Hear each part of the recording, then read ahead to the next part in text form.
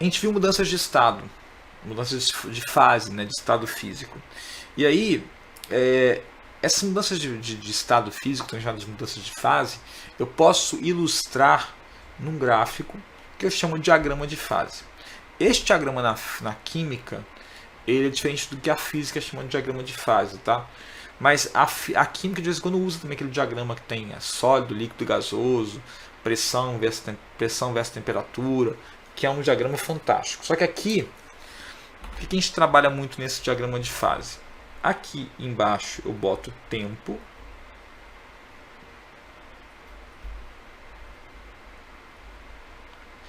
E aqui em cima eu boto a temperatura.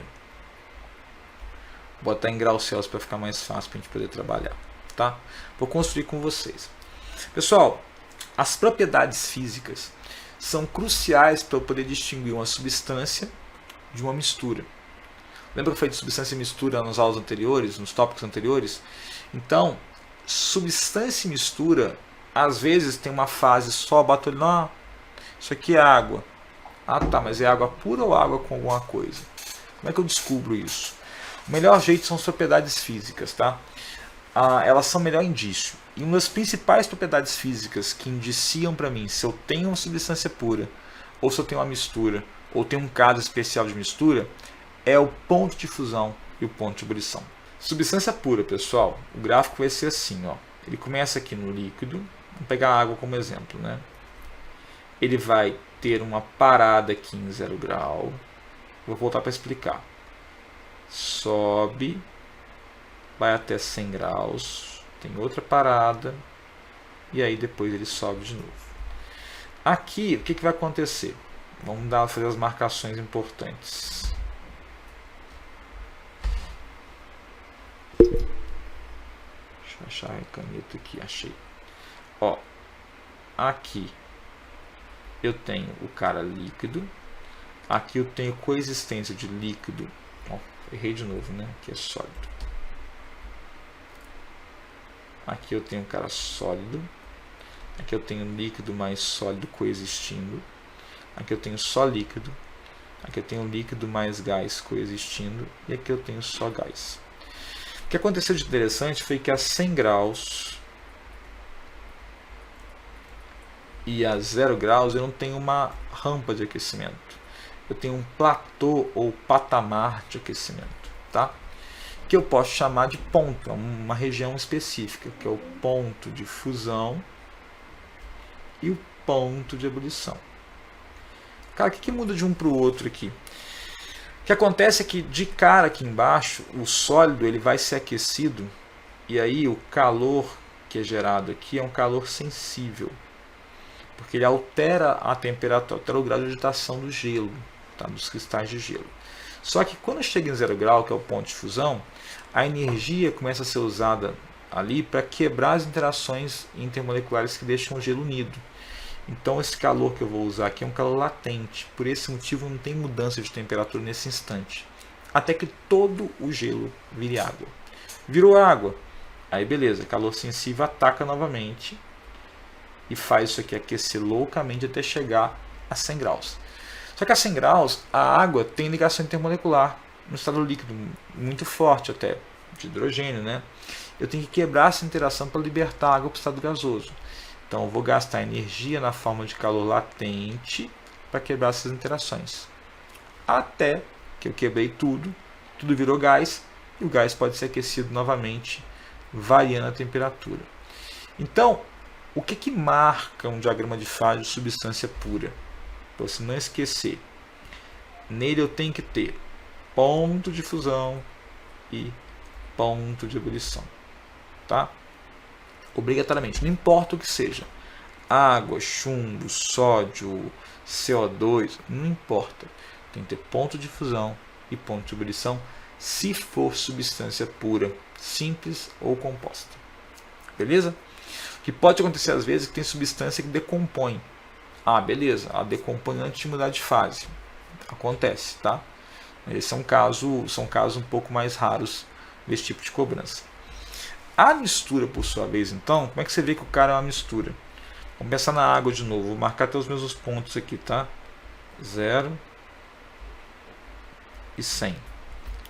E eu tenho lá um gelinho de água com sal, por exemplo. Começo a aquecer o gelinho de água com sal. O que vai acontecer é o seguinte, ó.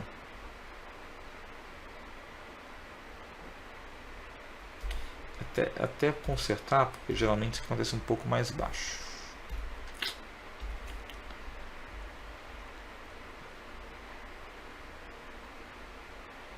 Olha que interessante agora.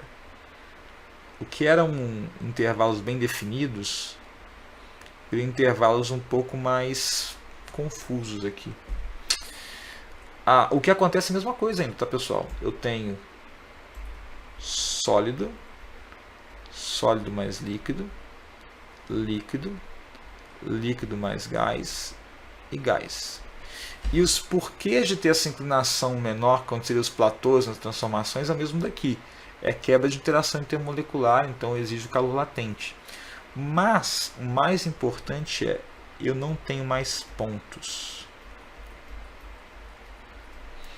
Agora eu tenho intervalo de fusão e aqui intervalo de ebulição.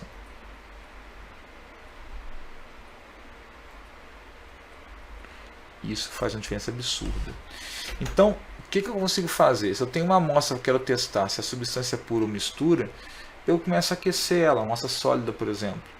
Se na fusão dessa amostra a temperatura ficar constante, quanto mais constante a temperatura ficar durante a fusão, mais pura é a substância. Variou um pouquinho, então tem um pouco de impureza. Variou muito, então tem muita impureza. Tá? Então eu consigo ver por aí. Então a mistura não vai ter ponto de fusão e ponto de ebulição. A mistura vai ter, como eu gosto de falar para vocês, intervalo de fusão e intervalo de ebulição. Só que não é só isso. Porque tem misturas que são casos especiais que elas se adequam de alguma forma nesse paranauê aqui. Que é o que eu fiz errado naquela hora. Que eu quase desenhei em cima aqui, que é a mistura eutética e azeotrópica. O que vem a ser isso? O gráfico é igual, temperatura em graus Celsius, tem o tempo aqui em uma unidade arbitrária qualquer. Tem misturas específicas que elas se comportam em algum aspecto como se fosse uma substância pura. A eutética tem a ver com a questão que eu falei recentemente da liga eutética, do ponto eutético. O que é o ponto eutético? Se tem uma mistura eutética aqui bonitinha, um sólido, aqueci o sólido. É uma mistura, então vou ter um intervalo de fusão, né? Não. Para a mistura eutética, não. Você vai ter só um intervalo de ebulição aqui em cima e segue o jogo. Caso de mistura eutética legal, geralmente são algumas ligas metálicas. Só que presta muita atenção. É uma proporção específica, tá? Tantos por cento desse cara com tantos por cento daquele cara. Não é qualquer proporção, tá? Então, ligas metálicas em proporção eutética, que é chamada de proporção eutética. O que acontece aqui é que eu vou ter, então, sólido, sólido mais líquido, líquido, líquido mais gás e gás. Como eu defino mistura eutética? É a mistura que se comporta na fusão como se fosse uma substância pura. Então eu vou ter um ponto de fusão, tá? Só que na ebulição não rola. Na ebulição eu vou ter uma variação interessante. Então eu vou ter aqui um intervalo de ebulição. Então, como é que eu falo que esse cara é? É um intervalo de ebulição e um ponto de fusão. Tá? Exemplo, algumas ligas de cobre, ouro e prata, tá? Que tem uma porcentagem específica que é eutética. Liga de alumínio e zinco, a liga de alumínio e magnésio principalmente, que é um caso famosinho. Liga de cobre e prata, se não me engano, também dá para fazer. Só que lembra, em proporções específicas, não é em qualquer proporção. Tá bom? Eu formo microscopicamente alguns pontos que são bifásicos. Por isso que eu não posso falar aqui em qualquer proporção. Já na azeotrópica, é comum pra caramba nessa época de pandemia, ficou mais comum ainda, que é o seguinte, vai ser o contrário. Na fusão, se comporta de maneira igual à mistura, mas na ebulição, vira uma substância pura na lata. Caso clássico é o caso do álcool mais água. Só que não é qualquer proporção também não, tá, gente? Lembra que as misturas azeotrópicas e eutéticas são casos específicos, então não é em qualquer proporção que isso vai dar certo. No caso do álcool, etanol, por exemplo, eu vou ter aqui o intervalo de fusão, beleza, e o ponto de ebulição, eu não lembro o valor do intervalo de fusão, tá? Mas o ponto de ebulição do etanol aqui é 78,2 graus Celsius, por exemplo. Do etanol com água. Só que é o seguinte, esse caso é o caso do etanol 96% com água. Então, 4% em volume de água e 96% em volume de etanol. Acho que é em volume mesmo, tá? Se não for, é 95%, tem uma referência. Eu sempre troco as porcentagens que eles dão. Mas é muito próximo disso. Então, nessa condição, ele se comporta na ebulição como se fosse substância pura. Por isso que é difícil purificar etanol por destilação. Porque quando chega esses 4% de água, a destilação fracionada não funciona mais.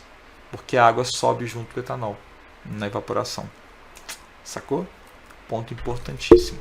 Então, na mistura azeotrópica, eu vou ter intervalo de fusão e ponto de ebulição. Chique? Guarda esses pontos, guarda esses esquemas, o padrão das linhas, que isso ajuda bem para você quando cair alguma questão.